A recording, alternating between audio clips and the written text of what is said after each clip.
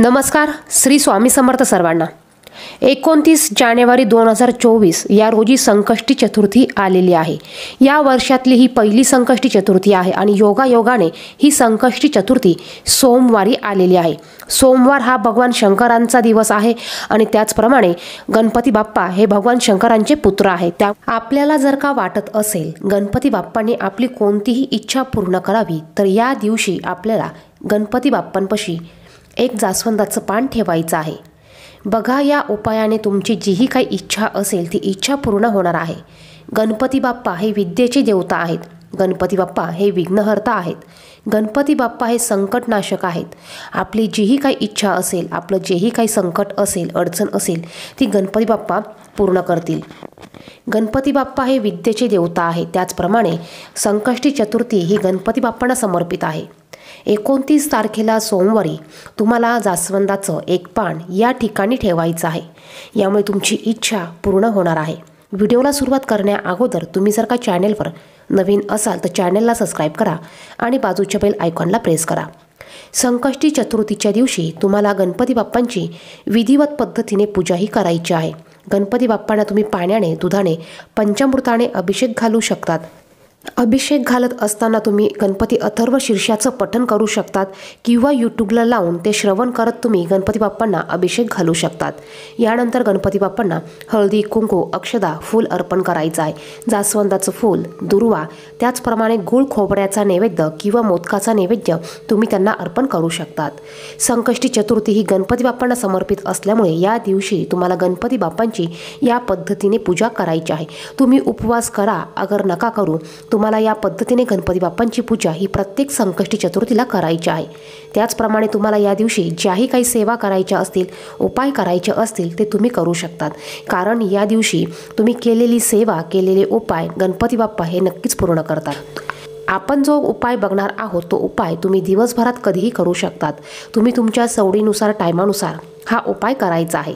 या उपायासाठी तुम्हाला एक जास्वंदाचं पान घ्यायचं आहे. जमलं तर जास्वंदाची काडी देखील तुम्ही एक घ्यायची आहे. त्यानंतर तुम्हाला लाल कलरचा कपडा घ्यायचा आहे. हा कपडा नवीन असावा, स्वच्छ असावा. लाल कलरचा कपडा घ्या, एक जास्वंदाचं पान घ्या. यानंतर 21 दुर्वा तुम्हाला घ्यायच्या आहे आणि तुम्हाला तुमच्या देवघरामध्ये बसायचं आहे. ज्या वेळेस तुम्ही हा उपाय करणार आहात त्यावेळेस तुम्हाला तुमच्या देवघरामध्ये दिवा हा प्रज्वलित करून घ्यायचा आहे. धूप, दीप तुम्हाला लावून घ्यायचा आहे. बसायला आसन टाकायचं. सर्वात अगोदर आपल्या कपाळाला हळदी, कुंकू हे लावून घ्यायचं आहे. त्यानंतर आपण जे उपाय करायचे आहे ते उपाय करायला सुरुवात करायची आहे. आपण जो कपडा घेतला आहे तो लाल कपडा आपल्याला गणपती बाप्पांसमोर ठेवायचा आहे. यानंतर यामध्ये आपल्याला 21 दुर्वा ठेवायच्या आहेत. आता ह्या दुर्वा कशा ठेवायच्या तर बघा, एक दुर्वा आपल्याला यामध्ये ठेवायची आहे आणि ही दुर्वा ठेवत असताना आपल्याला गणपतीच्या मंत्राचा जप करायचा आहे. तुम्ही साधा सोपा ओम गण गणपते नमः या मंत्राचा जप करू शकतात किंवा श्री गणेशाय नमः, श्री गणेशाय नमः या मंत्राचा जप करू शकतात. त्यानंतर हे जास्वंदाचं पान तुम्हाला घ्यायचं आहे. थोडंसं कुंकू तुम्हाला ओलं करून घ्यायचं आहे आणि जास्वंदाच्या काडीने किंवा दुर्वाने तुम्हाला या पानावर तुमची जीही काही इच्छा असेल ती इच्छा लिहायची आहे. आता तुम्ही शिक्षणासाठी हा उपाय करत असाल तर तुम्हाला तिथे शिक्षण असं लिहायचं आहे.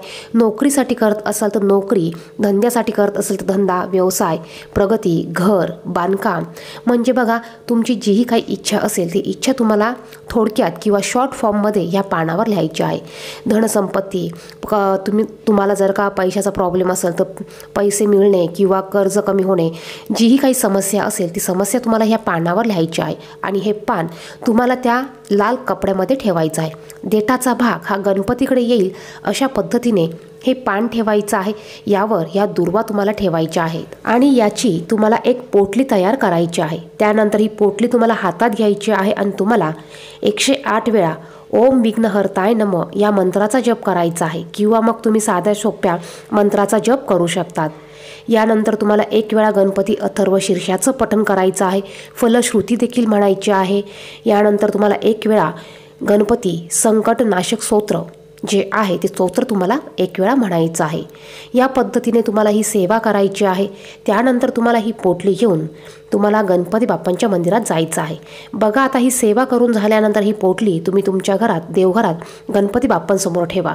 जेव्हाही तुम्ही गणपतीच्या मंदिरात जाणार आहात त्यावेळेस तुम्हाला ही पोटली गणपती बाप्पांच्या मंदिरात घेऊन जायची आहे आणि त्यांच्या चरणापाशी तुम्हाला ही पोटली ठेवायची आहे। आता बघा, तुम्हाला तुमची जीही काही इच्छा असेल ती तुम्हाला तुमच्या देवघरात ही सेवा करत असताना गणपती बाप्पांना सांगायची आहे। त्याचप्रमाणे तुम्ही गणपती बाप्पांच्या मंदिरात गेल्यानंतर ही पोटली गणपती बाप्पांच्या चरणाशी ठेवून तिथे देखील तुम्हाला ती इच्छा सांगायची आहे। तुम्हाला ती इच्छा पूर्ण व्हावी अशी प्रार्थना गणपती बाप्पांना करायची आहे। तुम्हाला मनोभावे नमस्कार करून पूर्ण मनापासून, पूर्ण श्रद्धेने तुमची इच्छा तिथं व्यक्त करायची आहे। त्यानंतर ही पोटली घेऊन तुम्हाला तुमच्या घरी यायचं आहे।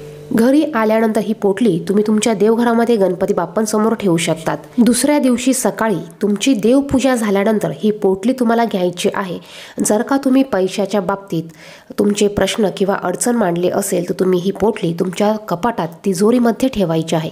मुलांसाठी जर का तुम्ही हा उपाय करत असाल, शिक्षणासाठी करत असाल, तर तुम्ही मुलं जिथे अभ्यास करतात त्या टेबलावर, त्या ठिकाणी तुम्हाला ही पोटली ठेवायची आहे। तर अशा पद्धतीने तुम्हाला हा उपाय करायचा आहे। ही वर्षातली पहिली संकष्टी चतुर्थी आहे आणि बघा, पौष संकष्टी चतुर्थी आहे। या संकष्टी चतुर्थीला देखील विशेष असे महत्त्व आहे। या दिवशी तुम्ही मुलांसाठी, मुलांच्या प्रगतीसाठी विशेष उपाय करू शकतात। या दिवशी मुलांसाठी केलेले उपाय हे नक्कीच तुम्हाला 100% रिझल्ट देऊन जाणार आहे। व्हिडिओमध्ये सांगितलेली माहिती आवडली तर व्हिडिओला नक्कीच लाईक करा। चॅनेलवर नवीन असेल तर चॅनेलला सबस्क्राईब करा। धन्यवाद। श्री स्वामी समर्थ।